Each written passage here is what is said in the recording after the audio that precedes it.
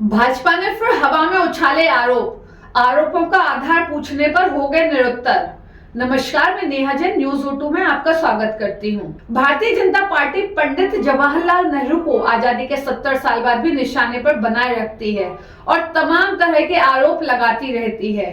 कई आरोप निराधार भी होते हैं। इसी क्रम में मध्य प्रदेश के भाजपा के अनुसूचित जाति मोर्चा के प्रदेश अध्यक्ष कैलाश जाटव भी नेहरू पर हवा में रविवार को आरोप उछाल गए और मीडिया के द्वारा कई बार आरोपों का आधार पूछने पर टालते रहे।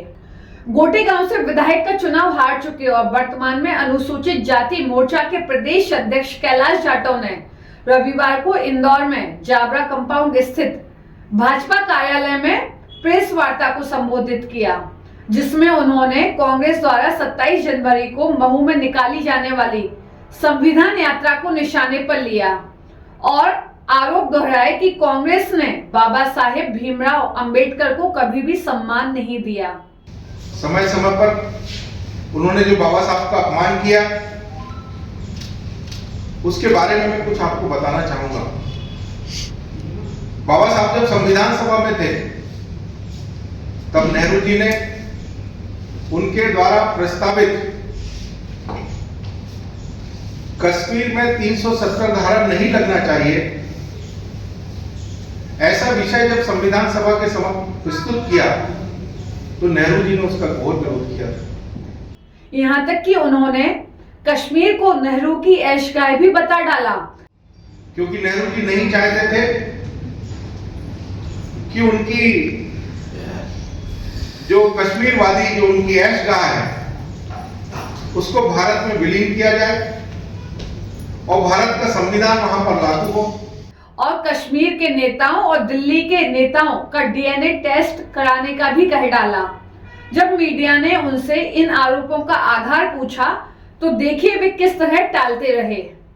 जम्मू कश्मीर किस आधार का आपने, किस तरह से आप एक काम करें, वहाँ के कुछ नेताओं की फोटो निकालें और कुछ दिल्ली के नेताओं की फोटो निकालें और दोनों को मैच करें और अगर और अंदर जाना है तो उनका DNA टेस्ट करें।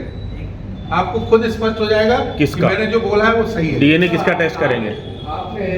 मैं उसको पूरा खुल के नहीं बोलना चाहता। नहीं, किसका टेस्ट करेंगे? के नेताओं को फोटो निकालें और दिल्ली के जो हमारे कांग्रेस के नेता हैं उनकी फोटो निकालें और उनका DNA टेस्ट करें। आपको खुद पता चल जाएगा कि क्या स्थिति थी कांग्रेस की वहाँ। सर, कांग्रेस के बहुत सारे नेता है प्रमुख, अगर आप ऐसा कह रहे हैं तो किन नेताओं के बारे में? आपको भी मालूम है मैं किसके बारे में बोल रहा हूँ? आप मेरे मुंह से सर हमें नहीं मालूम, इसलिए पूछ रहे हैं। बता दीजिए सर, हमको याद हो जाए। चलिए, आपको सब याद है, कोई बात नहीं। चलिए आगे। नहीं, हमें नहीं मालूम सर, इसीलिए आपसे पूछ रहे हैं। आगे चलिए।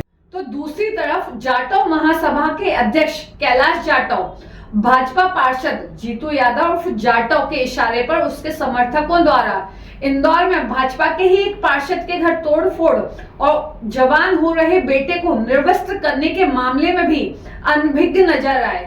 पार्टी संगठन उसको देख रही है, मेरे को उसके बारे में अभी जानकारी नहीं, आप लोगों ने बताया है। जीतू के जाटव होने के प्रश्न पर सुनिए क्या कहा कैलाश जाटव ने।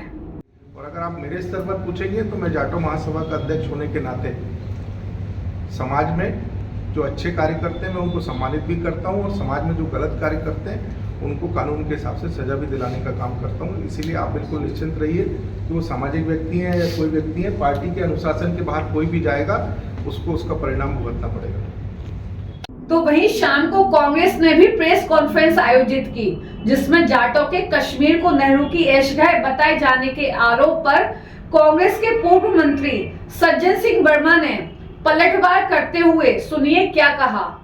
कैलाश भाई, ये आपकी नहीं पूरी भारतीय जनता पार्टी की जवान है, उनकी आवाज है। आपने कहा कि राहुल जी, प्रियंका जी और इनका DNA टेस्ट करा ले, नेहरू जी की ऐशगाह थी कश्मीर। अरे मूर्ख तरह की बात करता हुआ एक आदमी, कश्मीर पूरे विश्व में प्रसिद्ध है कि कश्मीर स्वर्ग है इस देश का, उसके बारे में ऐसी बातें करना ठीक नहीं है। मेरा ये कहना है कैलाश भाई, पहले अपना DNA टेस्ट करा लो, गोडसे और औरंगजेब का निकलेगा, फिर आगे बात करना।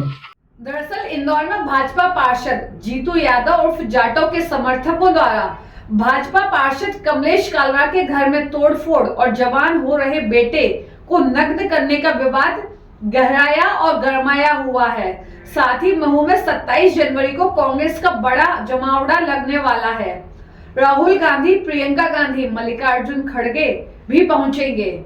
सियासी गलियारों में चर्चा है। इन्हीं दोनों मुद्दों से ध्यान भटकाने के लिए जाटों की आनन फानन में प्रेस वार्ता आयोजित की गई, जबकि संविधान यात्रा की जानकारी देने कांग्रेस की रविवार शाम को पूर्व निर्धारित प्रेस कॉन्फ्रेंस थी।